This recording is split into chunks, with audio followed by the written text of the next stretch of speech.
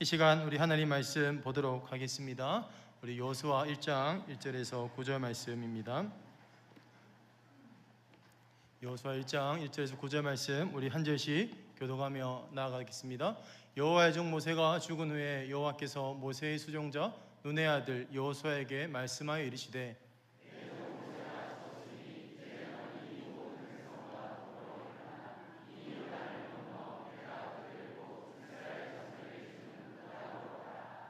내가 모세에게 말한 바와 같이 너희 발바닥으로 밟는 곳은 모두 내가 너희에게 주었노니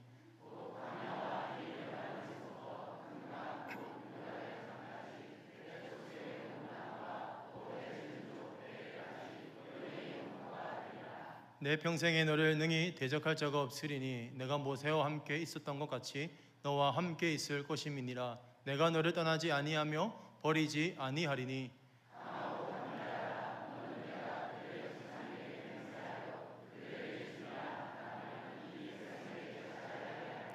오직 강하고 극히 담대하여 나의 종 모세가 내게 명령한 그 율법을 다 지켜 행하고 우로나 좌로나 치우치지 말라. 그래야면 어디로 가든지 형통하리니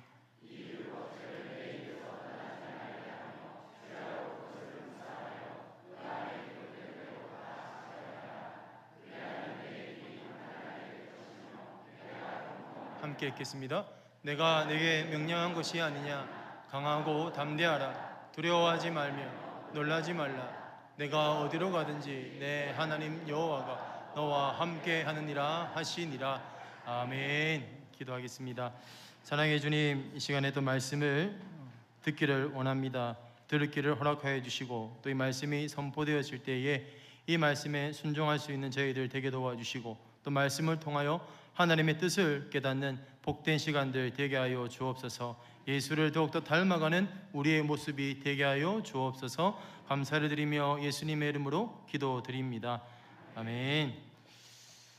네, 2부 시간에 지하에만 있다가 또 이렇게 지상으로 올라오니 좀 공기가 좀 다른 것 같습니다. 네, 우리 옆에 계신 분들과 한번 인사하시겠습니다. 샬롬 한번 인사하시겠습니다.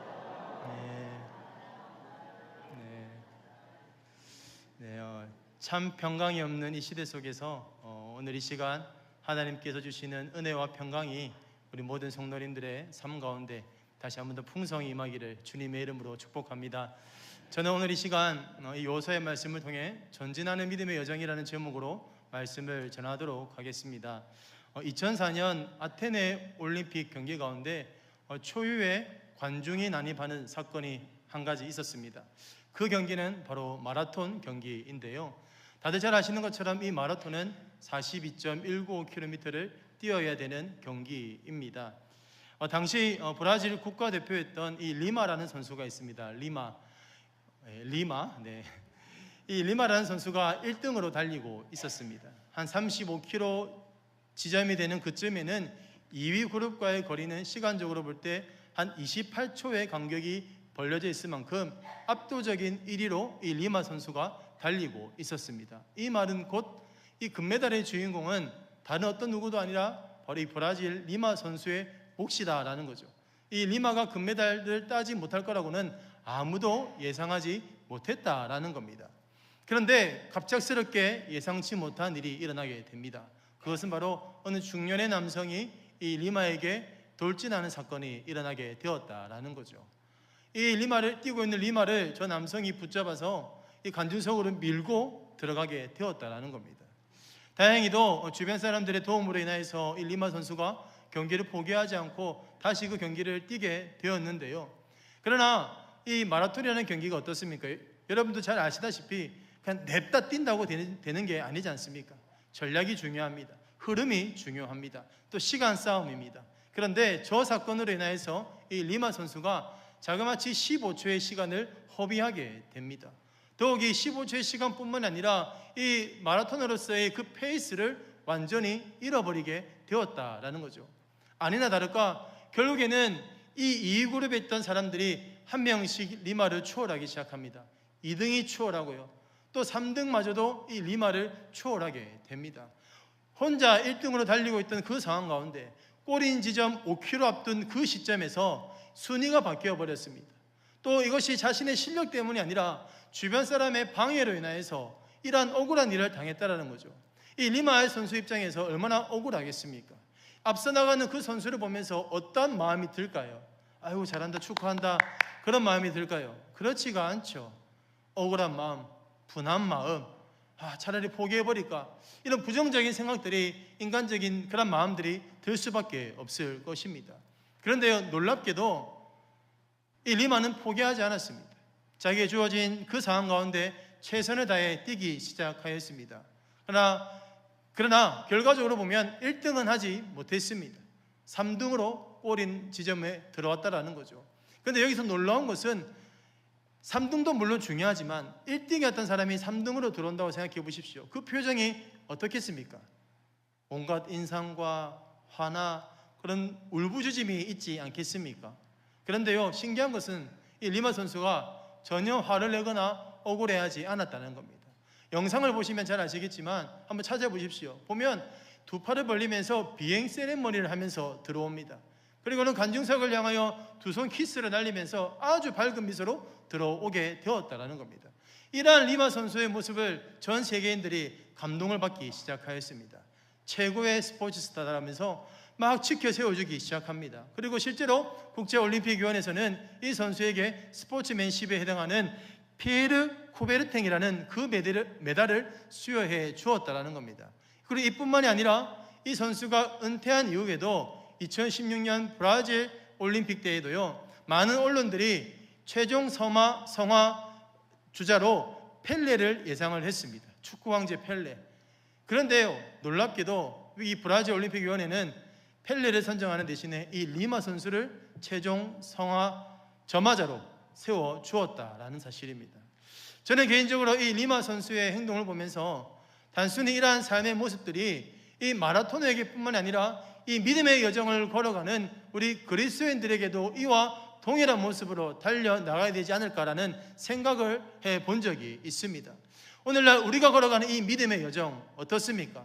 항상 꽃길만 있으면 좋겠지만 그러나 우리가 마주하는 현실은 항상 꽃길만 있는 게 아님을 우리는 잘 깨닫고 경험하고 있습니다. 물질의 어려움, 건강의 어려움, 사업의 어려움, 인간관계의 어려움, 가정의 어려움, 자녀에 대한 어려움, 온갖 어려움들로 인하여서 이 믿음의 여정을 온전히 걸어가기가 참 쉽지 않다는 것이 바로 오늘날 우리가 살아가는 현실의 모습이라는 것입니다. 그로 인하여서 때로는 이러한 어려움들 때문에 이 믿음의 여정을 끝까지 감당하지 못하는 경우들도 있다라는 거죠. 작년에 이 목회 데이터 연구소라는 이 연구소가 하나 있습니다. 이 연구소에서 발표한 자료에 의하면 현재 우리나라 기독교인의 수가 820만 명 정도 된다고 합니다. 그러나 2050년이 되었을 때는 이 기독교인의 수가 급감을 하게 되는데 자그마치 560만 명으로 줄어들 것이다라고 그렇게 예측을 한 통계 자료가 있습니다. 이것이 의미하는 바가 무엇이겠습니까? 모두가 믿음의 여정을 걸어가지만 이 땅에서 이 믿음의 여정을 끝까지 완주하는 것이 결코 쉽지 않다는 것을 의미하는 바 되지 않겠습니까? 그렇다면 오늘날 우리는 이 믿음의 여정을 끝까지 감당하기 위해서는 어떻게 해야 되겠습니까? 내가 가진 직분, 신앙의 열심, 조건, 그런 것들만 있으면 이 믿음의 여정을 끝까지 감당할 수 있겠습니까? 물론 그것도 중요하겠죠. 그러나 더 근본적으로는 오늘 말씀을 통해서 우리에게 필요한 믿음의 여정 가운데 필요한 요소들이 무엇인지를 오늘 이 시간 말씀을 통해 깨닫기를 원하는데요. 특별히 오늘날 저와 여러분들은 이 믿음의 여정을 끝까지 감당을 하셔야 됩니다. 전진하는 믿음의 여정이 되어야 한다는 거죠. 그 이유는 우리의 삶의 모습이 나그네이기 때문입니다. 흔히들 나그네라고 하면 일반적으로 정처 없이 목적지 없이 떠돌아다니는 사람을 의미합니다. 그러나 성경에서 말하는 나그네는 그러한 의미를 담고 있지 않습니다. 베드로전서 1장 1절 말씀에 보면 베드로가 흩어진 그리스도인들을 향하여서 흩어진 나그네다라고 표현을 하는데 이 표현은요, 목적 없이 떠돌아다니는 그리스도인이 아니라 그 나그네된 그리스도인들은 가야 될 곳이 있다는 거죠. 최종 목적지가 있는 삶이 바로 나그네된 그리스도인의 모습이다라고 그렇게 베드로는 말하고 있다라는 겁니다. 그렇다면 우리가 가야 될 최종 목적지는 어디겠습니까? 그것은 바로 하나님께서 예배해 놓으신 본향이라는 겁니다. 우리는 그 본향을 향하여 이 믿음의 경주를 끝까지 감당할 수 있어야 한다라는 사실입니다. 고난이 오나 시험이 오나 어떠한 상황 속에서도 이 믿음의 여정 가운데 뒤로 물러나거나 후퇴하거나 멈추거나 포기하는 것이 아니라 하나님께서 예배해 놓으신 그 본향을 향해서 우리 끊임없이 전진하고 또 전진할 수 있는 그러한 믿음의 여정이 되어야 된다라는 것을 말씀하시고 있다라는 겁니다. 자, 그렇다면 오늘날 우리의 인생 가운데 어떤 위기가 오더라도 이 믿음의 여정을 감당하기 위해서는 어떻게 해야 될까? 오늘 본문의 말씀을 통해 두 가지로 한번 살펴보기를 원하는데요. 첫 번째로 우리가 기억해야 될 것은 하나님의 주도하심을 신뢰해야 된다는 사실입니다. 우리 본문의 1절 말씀을 우리 한번 같이 읽어보도록 하겠습니다. 시작.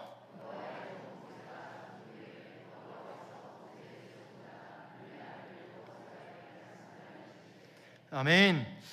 현재 여호수아와 이스라엘 백성들은 가나안 입성을 앞둔 상황입니다. 자, 그런데 현재 이들이 가나안 땅 입성을 앞둔 이 시점 가운데 이들이 가지고 있는 감정은 어떤 감정이겠습니까? 설렘이나 기대가 아니라는 사실입니다. 자, 한번 보십시오. 40년을 광야 생활했습니다. 엄청 힘들었지 않습니까? 근데 그 힘든 여정을 다 견뎌내고 이제 눈앞에 가나안 땅이 펼쳐져 있습니다. 그럼 어떤 마음이 품어야 되겠습니까? 설렘이 있어야 되고 또 그 땅에 있어야 그런 기대감이 있어야 되지 않겠습니까? 아닌가요? 우리가 어느 다른 지역으로 이사를 갈 때도 어떻습니까? 설렘과 기대감이 있지 않습니까? 제가 김해에서 부천 올라올 때 굉장히 큰 설렘이 있었고 기대감이 있었거든요. 그것처럼 우리가 다른 곳을 향해 간다. 그리고 그 가는 여정이 수고로울수록 그 목적지가 다가올 때의 그 기쁨과 은혜는 이루 말할 수 없다라는 겁니다. 우리가 등산을 하더라도 어떤 분들은 내려올 거 왜 다시 올라가냐라고 말하는 분도 있지만 그러나 그 힘든 여정을 견디고 그 산 정상에 올라갔을 때에서 누릴 수 있는 기쁨과 은혜가 얼마나 큽니까? 그리고 그 정상이 다가올 때 힘들어도 그것을 기대하는 마음으로 설레는 마음으로 정상까지 올라가는 것이 우리의 보통 모습이라는 겁니다. 그런데 현재 이스라엘 백성들과 여호수아의 모습은 전혀 그런 모습이 없다는 거죠. 오히려 그들이 품고 있는 현재의 모습은 무엇이냐? 바로 두려움이라는 것입니다. 가나안 땅 입성을 앞두고 그들이 품고 있는 마음은 두려움이라는 겁니다. 두려움에 사로잡혀 있습니다. 그 이유가 무엇일까요? 그것은 바로 모세가 죽었기 때문입니다. 이스라엘 백성들에게 있어서 이 모세는 절대적인 존재였습니다. 보이지 않는 하나님을 보이게 했던 존재가 바로 이 모세라는 거죠. 그만큼 모세를 사랑했고 모세를 의지했습니다. 이 이스라엘 백성들이 얼마나 모세를 의지했는지 그것을 증명하는 말씀이 신명기 34장 8절 말씀을 보시면 이 이스라엘 백성들이 모세가 죽었을 때에 자그마치 30일을 애곡하며 울었다라고 말씀을 하고 있습니다. 누군가가 죽었을 때에 30일 동안 눈물을 흘리며 애곡한다는 것이 결코 쉬운 일은 아닙니다. 그러나 30일 동안 울었다는 것은 무엇을 의미하겠습니까? 그만큼 모세를 신뢰했고 모세를 의지했다라는 것을 알 수가 있다라는 사실입니다. 그러나 현재 모세는 없습니다. 이미 죽어버렸습니다. 그렇다 보니 여호수아와 백성들의 마음에는 이 모세 없이 우리가 이 가나안 땅에 들어갈 수 있을까? 모세 없이 그 가나안 땅에서의 삶을 살아갈 수 있을까라는 그 염려가 백성들 가운데 쫙 퍼져 있었다라는 사실입니다. 40년 광야 생활에 종지부를 찍을 수 있는 그 상황이 눈앞에 펼쳐져 있음에도 불구하고 그 어떤 누구 하나 선뜻 나서지 못했다라는 사실입니다. 사람의 관점으로 볼 때는 실패한 가나안의 입성입니다. 자칫 광야 생활에 보여줬던 그 이스라엘 백성들의 불신앙적인 모습들이 또다시 가나안 입성을 앞두고 나타날 수도 있는 그러한 상황이다라는 것을 말씀하고 있다는 거죠. 그러나 하나님의 입장에서는 이들의 가나안 입성이 결코 실패한 것이 아니라고 말씀을 하십니다. 모두가 실패라고 말하는 그때에 하나님께서는 실패가 아니다라고 말씀을 하신다는 거죠. 그 말씀을 오늘 본문의 말씀 1절에서 이 여호수아에게 말씀해 주신다는 겁니다. 눈의 아들 여호수아에게 말씀하여 이르시되라고 기록되어져 있습니다. 여기서 하나님께서 여호수아에게 말씀하여 이르신다는 것은 무엇을 의미하느냐? 가나안 땅을 향한 하나님의 일하심은 끝나지 않았다는 겁니다. 가나안 땅을 향한 하나님의 여정은, 하나님의 주도하심은 끝나지 않았다. 내가 너희들의 여정 가운데 함께 할 것이고 내가 너희들의 여정 가운데 내가 주도할 것이다라고 하나님께서는 이 말씀을 통해 말씀해 주시고 있다라는 겁니다. 그리고 이 말씀에 자신의 주도하심을 증명하기 위해 오늘 본문 말씀에서 하나님은 각양의 명령들을 여호수아에게 내리는 것을 보게 됩니다. 2절 말씀해 보시면 요단강을 건너 가라고 말씀하십니다.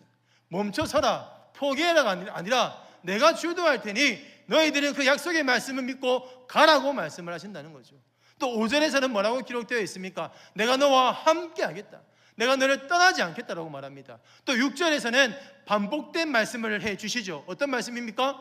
강하고 담대하라, 오직 강하고 극히 담대하라, 내가 너와 함께 하겠다, 율법에 순종해라, 율법 앞에 좌로나 우로나 치우치지 말라고 하나님께서는 말씀하시고 있다는 겁니다. 이를 통해 내가 너희의 여정을 주도하시겠다는 것을 말씀하시고 있다는 겁니다.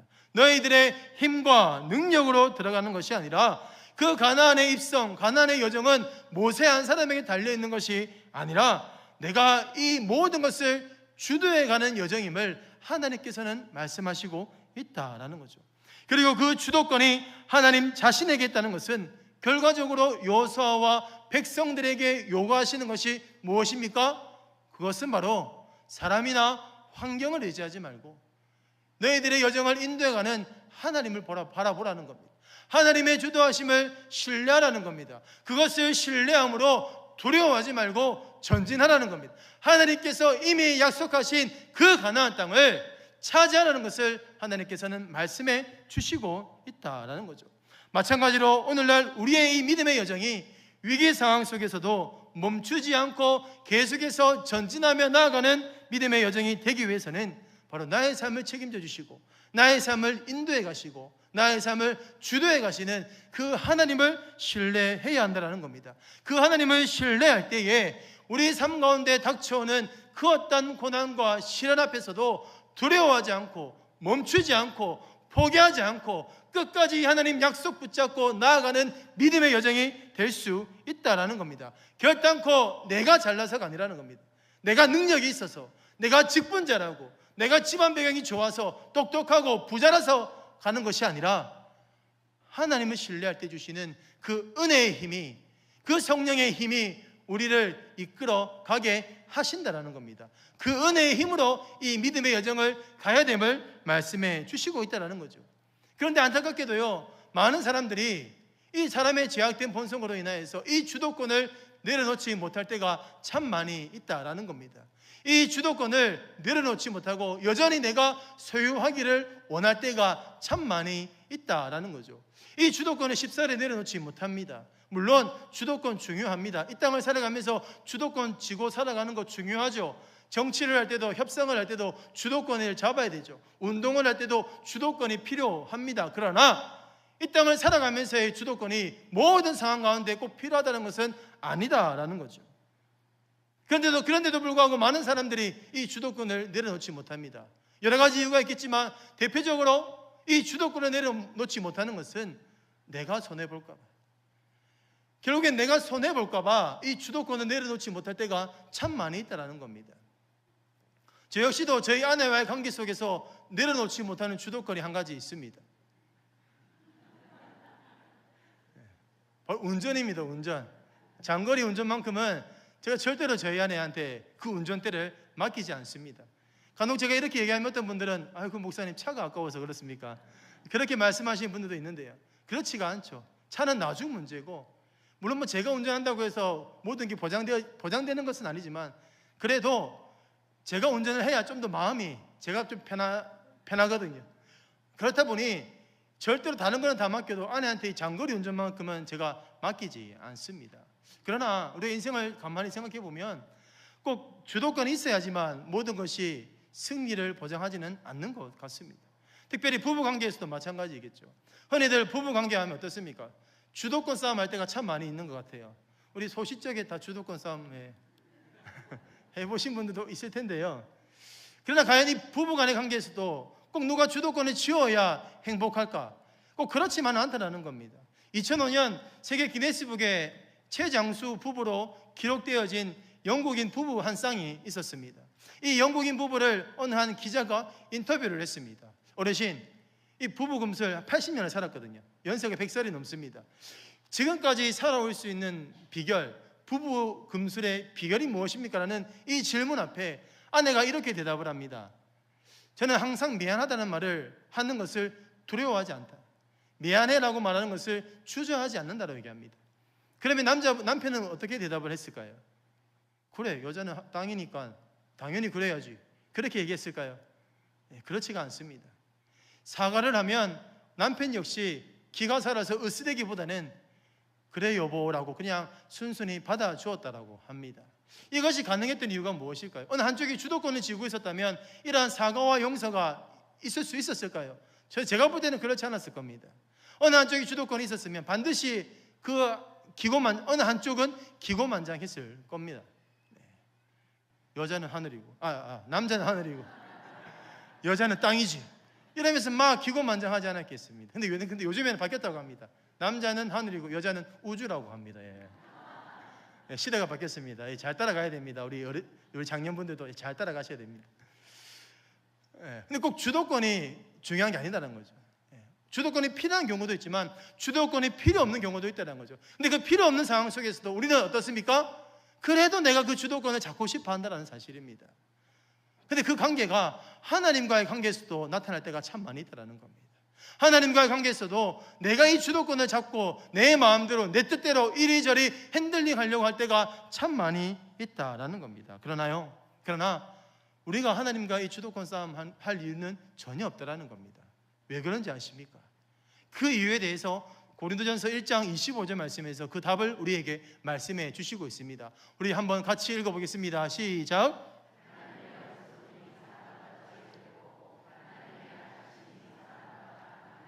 아멘. 하나님의 어리석음이 사람보다 지혜롭고 하나님의 약하심이 사람보다 강하다라고 말씀합니다. 여기서 강조하는 게 뭡니까? 하나님의 어리석음과 하나님의 약함을 강조하는 겁니까? 그렇지가 않지요. 여기서 강조하는 것은 하나님과 사람을 비교해 봤을 때 이 사람은 아무것도 아니라는 겁니다. 하나님과 비교할 수 없는 존재가 바로 사람이다라는 거예요. 그만큼 하나님 보실 때 이 사람은 연약하고 나약하고 힘이 없는 존재라는 것을 말씀해 주시고 있다는 거죠. 그렇다면 오늘 우리가 어떻게 해야 되겠습니까? 인생의 문제 앞에서 우리는 더 이상 나의 자아나 나의 판단이나 나의 감정들을 앞세우는 것이 아니라 그저 하나님의 주도하심을 맡기고 그것을 내어드리고 거기에 우리가 온전히 신뢰하며 따라가는 믿음의 여정이 되어야 한다라는 사실입니다. 물론 하나님 앞에도 하나님께 그 인생의 주도권을 맡길 때도 분명 위기가 찾아올 겁니다. 위기가 아예 없지는 않을 겁니다. 고난이 올 겁니다. 때로 넘어질 때도 있을 것입니다. 그러나 사람의 관점으로 볼 때는 그것이 실패처럼 느낄 수도 있을 겁니다. 그러나 하나님의 관점에서는 실패가 없다라는 겁니다. 고난이 찾아온다 할지라도 그것이 꼭 실패로 이어지지 않는다라는 사실이죠.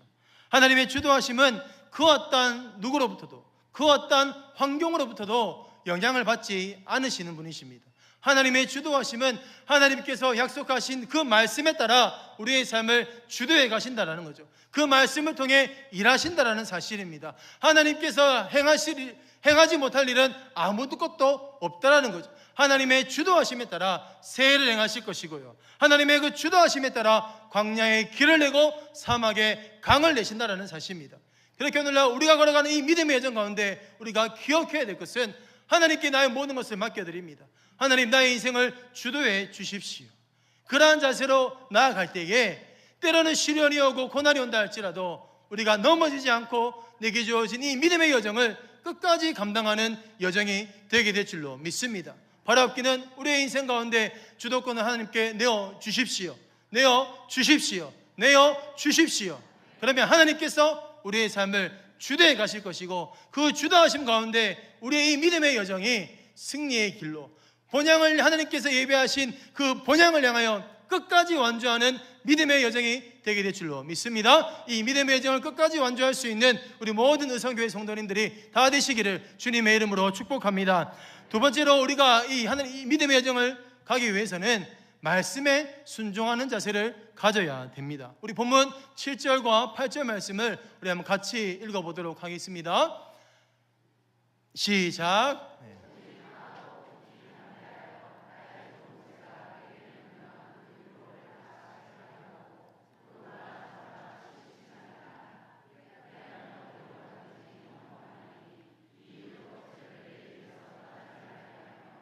주야로 그것을 묵상하여 그 안에 기록된 대로 다 지켜 행하라. 그리하면 내 길이 평탄하게 될 것이라. 내가 형통하리라. 아멘. 이스라엘의 가나안 여정을 주도하시는 그 하나님께서는요, 이들의 여정을 승리의 길로 인도하시기 위해 또 하나의 명령을 내리십니다. 이는 곧 우리에게 말씀하시고자 하는 것이 무엇이냐? 하나님께 우리의 인생을 맡기고 주도권을 내어드렸다고 해서 우리가 이 땅 가운데서 나태함과 방종으로 살아가야 될 것이 아니라 반드시 우리가 해야 될 역할이 주어져 있다라는 것을 의미하는 바입니다. 그러면 그 역할이 무엇입니까? 바로 오늘 말씀에 기록되어 있듯이 하나님의 말씀에 순종하는 자세라는 것을 말씀하시고 있다라는 겁니다. 여호수아와 이스라엘에게 있어서의 가나안 여정은 단순히 가나안 땅에 들어가는 것으로만 끝나지 않습니다. 이들의 여정은 입성뿐만이 아니라 그 땅에서의 가나안 민족들과의 전쟁도 해야 되고요, 그 땅을 정복해야 되고요, 그 땅을 나눠야 되고요, 그 분배받은 그 땅 가운데서 정착함으로써 하나님 나라의 회복과 완성을 향하는 그러한 삶들을 살아가야 될 책임이 주어져 있다라는 겁니다. 이제 내가 가나안 땅에 들어왔으니 이제는 내 마음대로 내 뜻대로 행동해야지, 그게 아니라는 거죠. 그래서 하나님께서는요, 가나안 땅에 펼쳐질 그 하나님 나라의 회복과 완성을 위해서 너희들은 사람의 뜻이 아니라, 세상의 방법이 아니라 내가 내게 명령하는 그 말씀에 순종하는 삶을 살아가야 됨을 말씀해 주시고 있습니다. 그것을 또 반복적으로 말씀해 주시고 있죠. 우로나 좌로나 치우치지 말라. 말씀으로부터 돌이키지 말라는 거죠. 주야로 그 말씀을 묵상하라는 겁니다. 내 생각을 하나님 말씀에 끼워 맞추는 것이 아니라 하나님 그 말씀에 내 생각을 맞추라는 거죠. 그러면 어떠한 은혜를 주시겠다라고 약속해 주십니까? 7절과 하반절에 동일하게 반복해서 말씀하시는 단어가 하나 있습니다. 그것은 바로 형통의 복이라는 겁니다. 말씀에 순종하며 살아갈 때에 하나님께서는 형통의 복을 약속해 주셨다라는 겁니다. 그리고 이 형통의 복이 단순히 이 땅에서의 물질이나 번영만을 의미하는 것은 아닙니다. 그것도 포함은 되겠지요. 그러나 그것만을 의미하지는 않는다라는 거죠. 여기서 말하는 형통은 그런 것과 함께 이 가나안 땅에서의 삶을 승리케 해주시고 하나님 나라의 회복과 완성을 향해 나아가는 복된 삶이 되게 하시겠다라는 하나님의 은혜가 주어진다라고 약속해 주시고 있다라는 겁니다. 그리고 이 순종을 통한 승리는 앞으로 이스라엘 백성들에게 펼쳐질 그 가나안 전쟁은 결코 사람의 칼이나 창에 있는 것이 아니라 말씀에 순종하느냐 순종하지 않느냐에 따라 이 승패가 갈려지게 된다는 것을 하나님께서는 말씀해 주시고 있다는 겁니다. 그래서 우리는 이 땅 가운데 삶을 살아갈 때에 말씀에 순종하는 삶을 살아가셔야 됩니다. 물론 이 땅 가운데서 말씀에 순종하는 것이 참 쉽지 않다는 것은 우리 너무나도 잘 알고 있습니다. 그러나 쉽지 않다고 해서 포기하는 것은 더더욱 어리석은 일인 줄로 믿습니다. 오히려 쉽지 않더라도 우리는 그럼에도 불구하고 순종의 길로 나아가야 된다는 거죠. 그 순종을 향해 나아갈 때에 하나님께서 말씀하시는 것이 있습니다. 그게 뭐냐? 바로 승리의 열매를 허락해 주신다라는 사실이죠. 여호수아를 자세히 읽어보시면 아시겠지만 3장부터 보시면 또 하나님의 말도 안 되는 명령들이 나타나게 되는 것을 보게 됩니다. 요단강을 건너라고 하죠. 그러나 그 요단강을 건널 때 물의 높이가 언제쯤 높이가 얼마큼 되시는지 아십니까? 성경에 보면 추수할 시기라고 얘기합니다. 이는 곧 요단강의 물이 범람할 때를 의미하는 겁니다. 물이 범람하는데 그때 하나님께서 요단강을 건너 가라라고 말씀을 하신다는 거죠. 그리고 6장에서는 뭐라고 되어 있습니까? 여리고성을 어떻게 하라고요? 침묵하며 돌라고 말씀하십니다. 이게 가다키나 한 말씀입니까? 인간의 상식으로는 도저히 이해할 수 없는 말씀들입니다. 그러나 이러한 인간의 이해로 이해되지 않는 말씀이라 할지라도 하나님께서 일관되게 말씀을 약속하시는 것이 있습니다. 그게 뭐냐? 순종하며 나아갈 때에 승리의 열매를 주시겠다는 겁니다. 시냇가에 심은 나무가 철을 따라 열매를 맺듯이 너희들이 이 땅 가운데 순종하며 살아갈 때에 세상의 편법이 아니라 유행이 아니라 말씀에 순종하며 살아갈 때에 하나님께서는 그 약속의 복을 우리에게 주시겠다라고 일관되게 말씀해 주시고 있다는 겁니다. 그렇다면 우리가 해야 될 건 무엇이겠습니까? 하나님의 주도하심과 그 말씀에 순종하는 자세가 필요하다는 겁니다. 주도하심만 인정하고 말씀에는 순종하지 않는 이러한 모습은 결코 안 된다는 거죠. 그런데 애석하게도 우리의 모습이 때로는 이것이 분리될 때가 많이 있습니다. 오케이, 하나님 주도하심 내가 인정하겠어. 그러나 결정적인 순간에서는 하나님의 주도하심이 아니라 내가 선택할래. 내 생각, 내 판단으로 내가 하나님의 뜻보다는 내 뜻을 더욱더 앞세울 때가 많이 있다는 거죠. 하나님을 온전히 섬겨야 됨에도 불구하고 그렇지 못할 때가 있습니다. 예배가 우선순위가 되어야 되고 하나님이 우선순위가 되어야 되지만 그렇지 못할 때가 많이 있다는 거죠. 예배보다 학원 가야 되고, 예배보다 직장 가는 것을 더 중요하게 여기고, 예배보다 돈 버는 것을 더욱더 중요하게 여긴다는 거죠. 말씀의 기준이 아니라 세상의 기준대로 살아가려고 하는 모습들이 우리 안에 나타날 때가 많이 있습니다. 목사님, 생존이 걸린 문제입니다. 현실을 몰라서 그렇습니다. 그러한 이유하에 우리가 주도하심은 인정하지만 순종까지 나가지 못할 때가 얼마나 많이 있는지 모른다는 사실입니다. 그러나 하나님께서 오늘 이 시간 우리에게 요구하시는 모습은 어느 한쪽만을 요구하시는 것이 아니라 주도하심과 이 순종의 모습들을 동시에 요구하고 있다는 것을 우리는 꼭 기억하시기를 주님의 이름으로 축복합니다. 결단코 우리가 이 땅을 살아가면서 현실 때문에, 생존의 문제 때문에 세상을 택하는 어리석은 모습이 되지 않기를 주님의 이름으로 축복합니다. 물론 이 땅을 살아가면서 세상으로부터 겪는 고난과 어려움 때문에 두려운 마음 생길 수 있죠. 그러나 그때마다 우리가 해야 될 것은 세상 바라보는 것이 아니라 약속의 말씀을 붙잡아야 된다는 사실입니다. 강하고 담대하라. 내가 너와 함께 하겠다. 결코 내가 너를 버리지 않겠다라고 약속하신 그 약속의 말씀을 붙잡고 담대한 믿음으로 하나님 앞에 나아갈 수 있는 우리의 모습이 되어야 한다는 사실입니다. 순종을 통하여 내가 하나님 편에 서야 한다는 사실이죠. 미국의 남북 전쟁이 일어날 때 있었던 한 일입니다. 이때 당시의 대통령이 우리가 잘 아는 아브라함 링컨이었습니다. 이 남북 전쟁이 막바지로 치달을 무렵 한 참모가 이 링컨에게 와서 이렇게 얘기를 합니다. 각하, 염려하지 마십시오. 하나님이 우리의 편이 되어 주십니다라고 그렇게 얘기합니다. 이 전쟁의 상황 가운데 얼마나 위로가 되겠습니까? 그런데 여기서 링컨이 그렇게 반응하지 않습니다. 뭐라고 반응을 하느냐? 한번 같이 읽어볼까요? 시작. 적군도 그렇게 생각할 거예요. 여기서 중요한 것은 과연 우리가 하나님 편에 서 있느냐 하는 것이지. 모두가 다 그렇게 생각합니다. 그러나 중요한 것은요, 내가 하나님 편에 서 있느냐, 이는 건 무엇을 의미하겠습니까? 내가 순종을 하느냐, 내가 순종을 통해 하나님 편에 서 있느냐, 이것을 우리가 한번 고민해 볼 필요가 있다는 겁니다. 오늘날 많은 사람들이 링컨의 참모와 같이 얘기합니다. 고백합니다. 하나님은 나의 편이 되어 주십니다. 그러나 입술만 그렇게 고백하지 삶은 그렇게 따라오지 못할 때가 많이 있다는 거죠. 말은 하나님이 내 편이라고 고백하지만 현실은 하나님 반대편에 서서 세상의 편에 서서 살아갈 때가 얼마나 많이 있습니까? 그러나 오늘 이 말씀을 통해 우리가 기억해야 될 것은 순종을 통해 우리가 하나님 편에 서야 한다는 겁니다. 내가 하나님 편에 설 때에 하나님께서 이 모든 문제를 해결해 주시고 우리의 삶을, 이 믿음의 여정을 끝까지 책임져 주시고 승리의 길로 인도해 주신다라는 사실입니다. 그렇다면 오늘날 우리의 모습은 어느 편에 서야 되겠습니까? 사랑하는 성도님 여러분, 우리의 편이 세상의 편 혹은 나의 편이 되지 않기를 주님의 이름으로 축복합니다. 우리의 모습이 순종을 통해 항상 하나님 편에 서 계시기를 주님의 이름으로 축복합니다. 하나님 편에 설 때에 하나님께서 우리에게 승리의 열매를 주십니다. 그렇기 때문에 내 힘으로 하려고 하지 마십시오. 내가 무슨 능력이 있어서 이 말씀에 순종하며 살아갈 수 있겠습니까? 내 힘과 내 능력, 내 지식, 내 조건을 의지하며 나아가는 것이 아니라 이 약속의 말씀을 붙드십시오. 하나님을 신뢰하십시오. 하나님의 주도하심을 신뢰하는 그 믿음으로 순종의 자리로 나아가시기를 주님의 이름으로 축복합니다. 그러면 어떠한 시험이 오나 고난이 오나 내게 주어진 이 믿음의 여정을 끝까지 감당할 수 있게 되는 줄로 믿습니다. 하나님께서 이 끝까지 이 믿음의 여정을 지키시고 보호해 주신다라는 사실이죠.